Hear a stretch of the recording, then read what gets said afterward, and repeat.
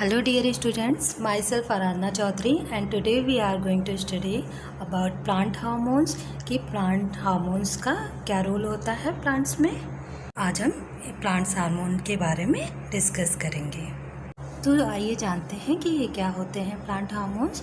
तो plant hormones natural substance होते हैं जो कि प्लांट से ही प्रोड्यूस्ड होते हैं और ये केमिकल मैसेंजर की तरह वर्क करते हैं और प्लांट की जो एक्टिविटीज़ होती हैं उन्हें ये कंट्रोल करते हैं। और ये जो केमिकल मैसेंजर हैं इन्हीं के इन्फ्लुएंस से प्लांट का ग्रोथ और डेवलपमेंट होता है। जैसा कि मैंने बताया कि ये प्लांट की डेवलपमेंट और ग्रोथ को इन्फ्लुएंस करते हैं, केमिकल मैसेंजर की तरह वर्क करते हैं प्लांट हार्मोन।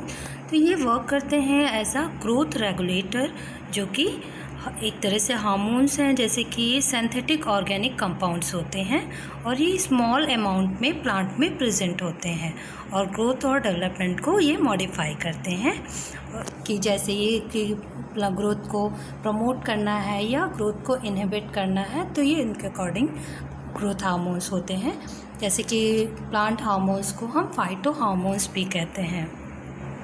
नेक्स्ट, ये जो प्लांट होते हैं, प्लांट के एक पार्ट में ये प्रोड्यूस होते हैं और अदर पार्ट में ये ट्रांसपोर्ट कर दिए जाते हैं बाई फ्लोएम या फिर मेसोफिल के थ्रू ये ट्रांसपोर्ट कर दिए जाते हैं प्लांट के अदर पार्ट में।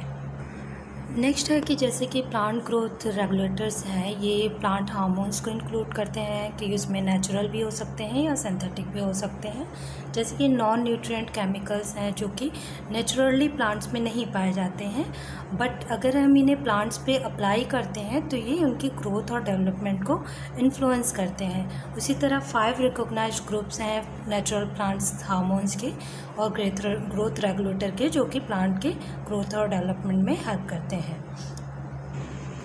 जैसे नेक्स्ट इनका क्लासिफिकेशन बताया गया है कि कैसे इनके ग्रोथ प्रमोटर के अकॉर्डिंग कौन से हार्मोन्स हैं और ग्रोथ इनहिबिटर्स के अकॉर्डिंग कौन से हार्मोन्स हैं। उनके अकॉर्डिंग इनका 2 मेजर क्लासेस में प्लांट हार्मोन्स का क्लासिफिकेशन दिया गया है। जैसे कि ग्रोथ प्रमोटर्स में ऑक्सिन्स है, साइटोकाइनिन्स हैं और जिब्रेलिन्स हैं। वहीं ग्रोथ इनहिबिटर में इथाइलिन है, एब्सिसिक एसिड है और जैस्मोनिक एसिड है। ऑक्सिन्स जो ग्रोथ प्रमोटर्स होते हैं, ऑक्सिन्स में ये होता है कि ये सेल इलॉन्गेशन के मेन प्रिंसिपल इनका जो होता है सेल इलॉन्गेशन का होता है। और वहीं जिब्रेलिन का सेल इलॉन्गेशन के साथ उनका सेल डिवीज़न में भी और ट्रांसलेशन मतलब ट्रांसलेटेड इनटू ग्रोथ में भी इनका हेल्प होता है। नेक्स्ट जो साइटोकाइनिन है वो सेल डिवीज़न और इनहिबिट जो प्लांट की पत्तियाँ जल्दी फॉल हो जाती हैं, गिर जाती हैं, उनको इनहिबिट करता है। नेक्स्ट जो एब्सिसिक एसिड है उनका जो वर्क होता है abscission of leaves and fruits पे होता है। इथाइलिन प्रमोट करता है कि वो जो पत्तियाँ हैं लीव्स की, फ्रूट्स हैं, वो फॉल हो जाएँ ईज़िली। फ्रूट राइपनिंग पे इसका वर्क होता है इथाइलिन का। अब ऑक्सिन के बारे में देख लेते हैं, जो कि ग्रोथ रेगुलेटर है, ग्रोथ प्रमोटिंग हार्मोन है। जैसे कि ऑक्सिन है जो कि ग्रीक वर्ड से लिया गया है ऑक्सिन, जिसका मतलब ये होता है ग्रो या फिर इंक्रीज। और ये ग्रोथ प्रमोटिंग सब्सटेंसेस होते हैं और ये मेनली सूट पे पाए जाते हैं, सूट टिप पे पाए जाते हैं प्लांट्स की। और इनका जो मेन वर्क होता है, ऑक्सिन इंक्रीज़ करता है प्लांट की प्लास्टिसिटी को, जो कि इन्वॉल्व होता है स्टेम के इलॉन्गेशन के लिए, स्टेम की ग्रोथ के लिए। और जो स्टेम की जो सूट होती है टिप पर, ये बहुत ही लो कंसंट्रेशन में पाए जाते हैं। और इनका जो आइसोलेशन होता है, ये मेनली जो आइसोलेटेड फ्रॉम ह्यूमन यूरिन। और इनका जो फ्रिट्स वेंट्स थे जिन्होंने इसको डिटरमाइन किया था इनहैंस सेल एलोंगेशन के थ्रू ऑक्सिन को 1926 में। नेक्स्ट, अगर ऑक्सिन के फिजियोलॉजिकल इफ़ेक्ट के बारे में देखें तो इनका जो एब्सिशन पे इनका रोल होता है, लॉस ऑफ लीव्स पे, फ्लावर इनिशिएशन पे, सेक्स डिटर्मिनेशन पे और फ्रूट डेवलपमेंट में, एपिकल डोमिनेंस में और लेटरल ब्रांच ग्रोथ पे भी इनका रोल होता है। और ये इनहिबिट कर देते हैं रूट के अपेक्स के पास कोई लेटरल ब्रांच की ग्रोथ ना हो। हम ऑक्सिन के ऑकरेंस और डिस्ट्रीब्यूशन के बारे में देखें तो जो प्लांट्स होते हैं उनमें ऑक्सीजन यूनिवर्सली पाया ही जाता है और ये एक्टिव ग्रोथ के लिए रिस्पॉन्सिबल होते हैं। और growing meristem and enlarging organs produces oxygen. जो ग्रोइंग मेरिस्टम और ऑर्गन्स होते हैं वो ऑक्सीजन को प्रोड्यूस करते हैं। Shoot apex produces much oxygen than root apex. जो सूट अपेक्स होती हैं उन रूट अपेक्स के ज़्यादा सूट अपेक्स में ऑक्सीजन ज़्यादा प्रोड्यूस होता है। Apical bud synthesizes more oxygen than lateral buds. जो एपिकल बर्ड्स होती हैं वो ज़्यादा सिंथेसाइज करती हैं ऑक्सीजन को इन कंपैरिजन टू लैटरल बर्ड्स। और वहीं दूसरी जगह जो डेवलपिंग सीड्स होती हैं ये उनमें ज़्यादा पाए जाते हैं in comparison to mature seed. जो मैच्योर सीड होती हैं उनमें ये नहीं पाए जाते हैं। एपिकल बर्ड सिंथेसाइज करती हैं ये ऑक्सीजन्स को। नेक्स्ट हार्मोन हम जिब्रेलिन की बात करें तो जिब्रेलिन जो कि प्लांट रेगुलेटर है, प्लांट ग्रोथ प्रमोटर है। जैसे कि ये डिस्कवर किया गया था जापानीज़ प्लांट पैथोलॉजिस्ट के द्वारा 1928 में, जिनका नाम कुरोसावा है। और राइस प्लांट जो कि इन्फेक्टेड हुआ था फंगस जो था जिब्रेला फुजिकोराई, जिसका सिनोनिम फुजेरियम मोनालिफॉर्मी है, जो कि एक्सेसिव स्टेम एलोंगेशन कॉज कर रहा था। जो सिम्टम है उसे हम बैकएंड कहेंगे और वो बैकएंड की डिजीज़ से ही जाना जाता है।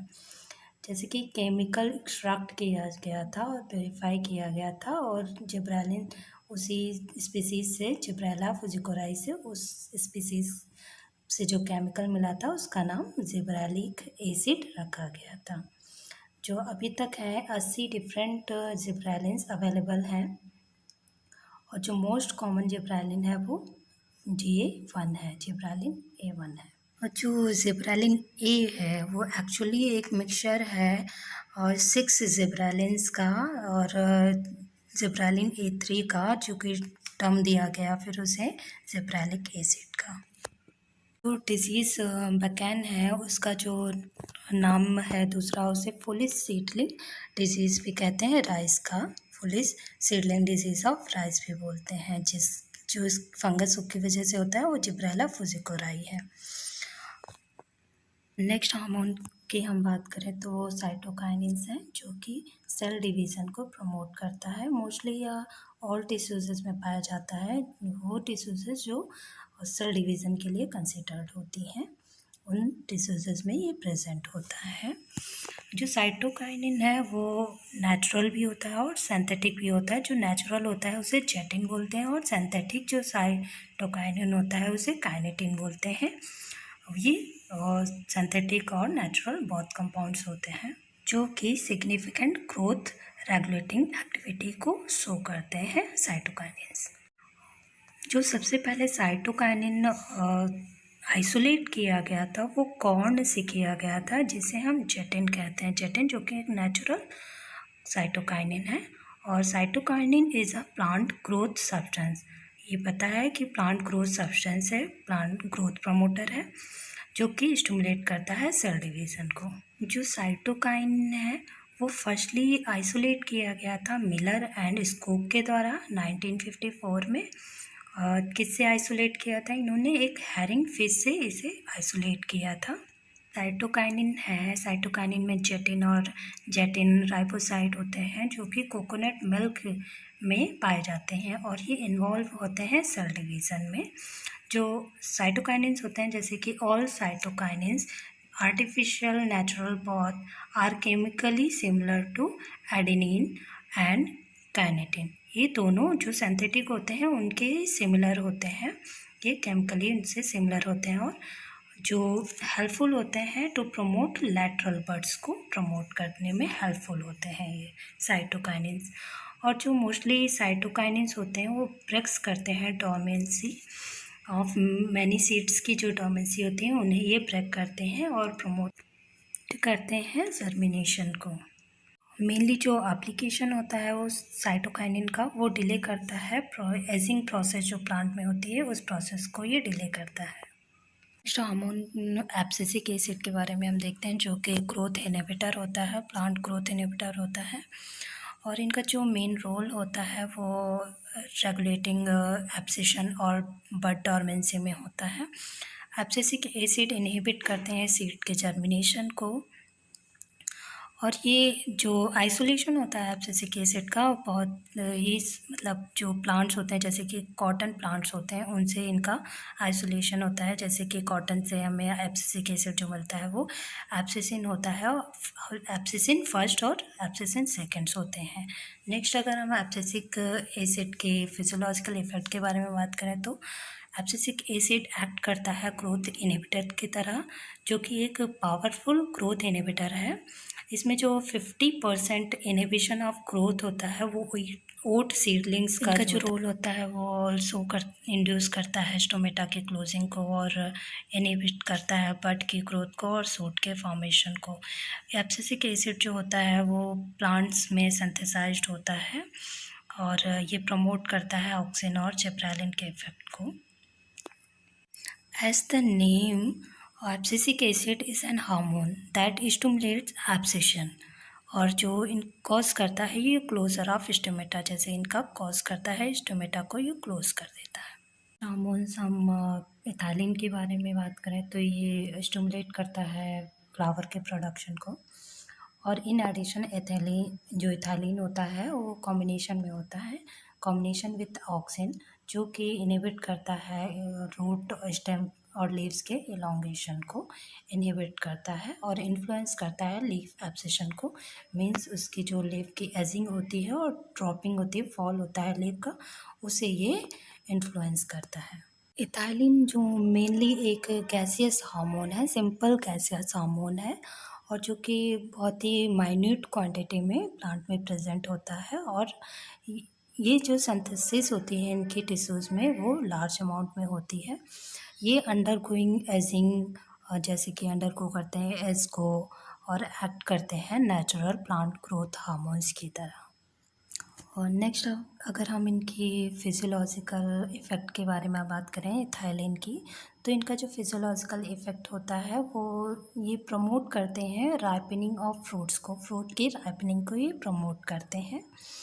और जो होता है ये इनकरेज करते हैं एब्सिशन को, और ये इनिशिएशन ऑफ स्टेम इलोंगेशन और बड के डेवलपमेंट को ये प्रमोट करते हैं।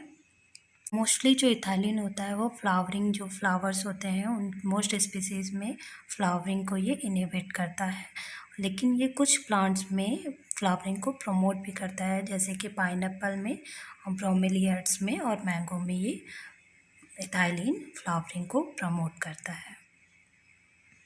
तो ये अभी तक पूरा प्लांट ग्रोथ हार्मोन्स के बारे में था, जिसको अभी मैंने आप सबको बताया है। Thank you so much for watching video.